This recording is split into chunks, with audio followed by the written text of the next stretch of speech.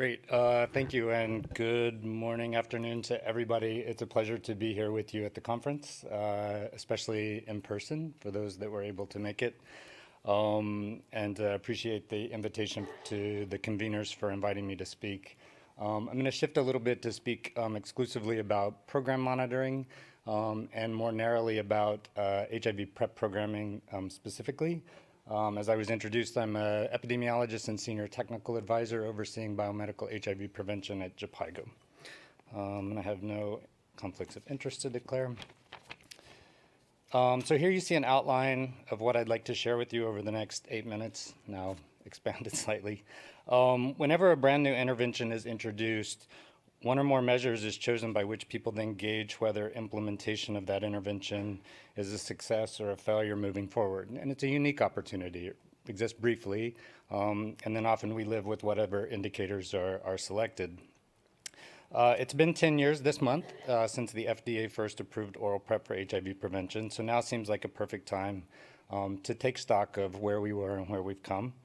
When the conveners invited me to share my perspectives at this symposium, I decided to begin by looking back over this decade to describe the evolution of oral PrEP programs through a lens of measuring success or failure, basically in 3+ stages as you see here, to show where we started, how things shifted, arguably gradually, and where we are now.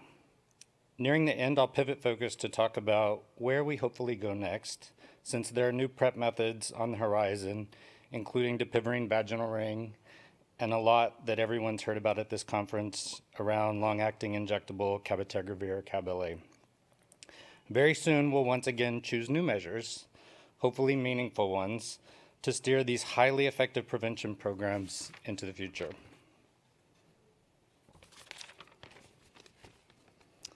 So where we first began. I chose this title as Stage 0 since there were no precedents for ARV-based prevention when oral PrEP was first introduced. Because tenofovir and PrEP was unarguably an ARV, oral PrEP programs were conveniently given the identical reporting indicators as HIV treatment programs, literally the very same ones. What this tacitly implied was that essentially all PrEP users would be having lots and lots of sex. So much sex that their PrEP use would need to look just like ART use to be successful. Meaning after starting, you must use PrEP daily, nonstop, forevermore. This may seem naive now, but at the time it was very much the expectation of programmers and the expectation of implementers to deliver.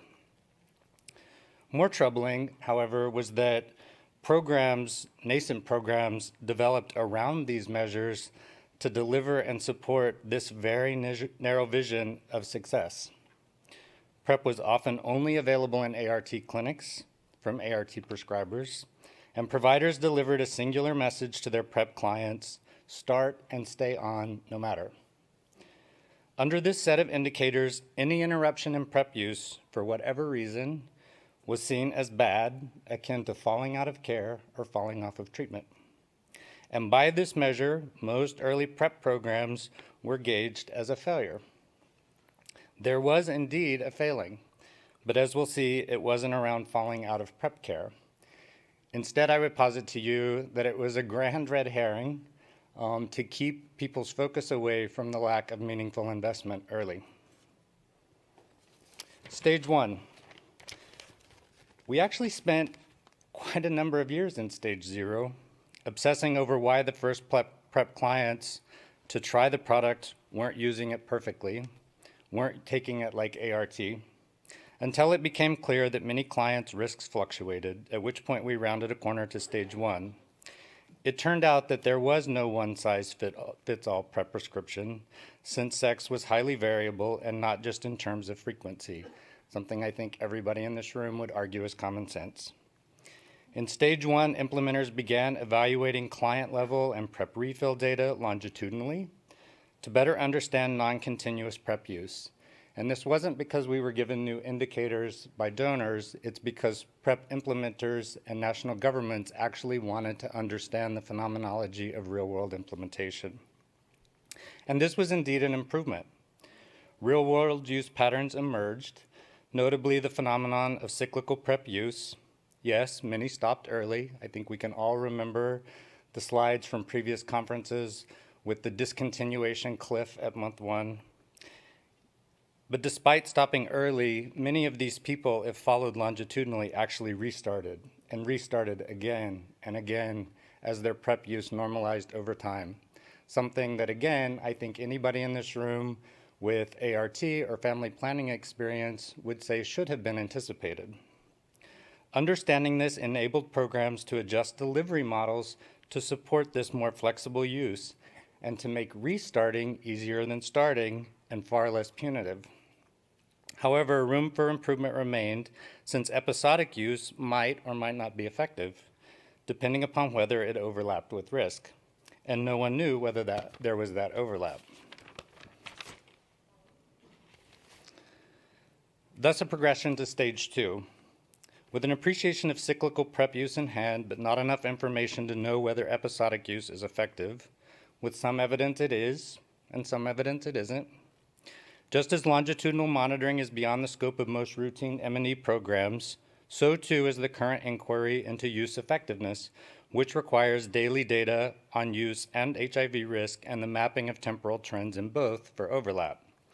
I won't spend much time on this slide, just noting that this work is ongoing as part of prevention effective use research studies to better characterize ineffective use patterns and identify predictors for intervention. If I had to guess, these studies will show room for improvement, that clients could use help to more effectively stop and restart PrEP again and again or switch methods. But regardless, that still isn't the area with the biggest room for improvement, as we'll see. So here we are now, 10 years in at stage 3, with lots of different measures of lenses of HIV programs, and yet arguably the most important question unanswered. Are our efforts scaling up PrEP globally making a difference? In short, we don't know, and that's a problem without an excuse, in my opinion. There's a single indicator that was identified early that could have shed a lot of light on this question, that of volume of each PrEP method dispensed. It's a relatively simple indicator to collect without a lot of reporting burden, and similar to couple years protection, or CYP in family planning, years of HIV prophylaxed could be easily computed among the various PrEP methods. For instance, with 12 bottles of 30 pills of oral PrEP, or 12 vaginal rings, or 6 CAB injections, equating to 1 year's protection. The magic of this, and most importantly, or not the magic, but the equation, is that modelers can use this indicator to underpin forecasts of coverage and impact. And while we've all been perseverating around the imperfection of early use, that's arguably the most important way to gauge the success or failure of these programs. Now for the pivot. We've heard a lot at this conference about CAB-LA and the expanding PrEP method mix, and we saw the stall in the HIV incidence curves from UNAIDS despite progress to 95, 95, 95 goals. Primary prevention is more vital now than ever.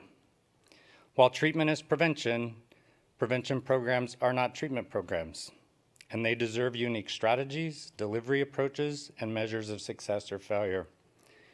Here, more than anywhere else, tailored client-centered approaches are paramount that recognize situations in life are dynamic and that minimize friction in programs.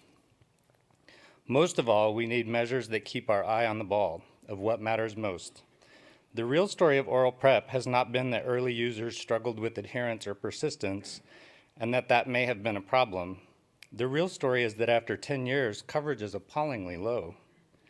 Yes, many users of a new product use imperfectly. I think we all probably have that experience. That's different than far too few of them having a chance to use it at all. And we've been distracted as an audience for far too long on this point.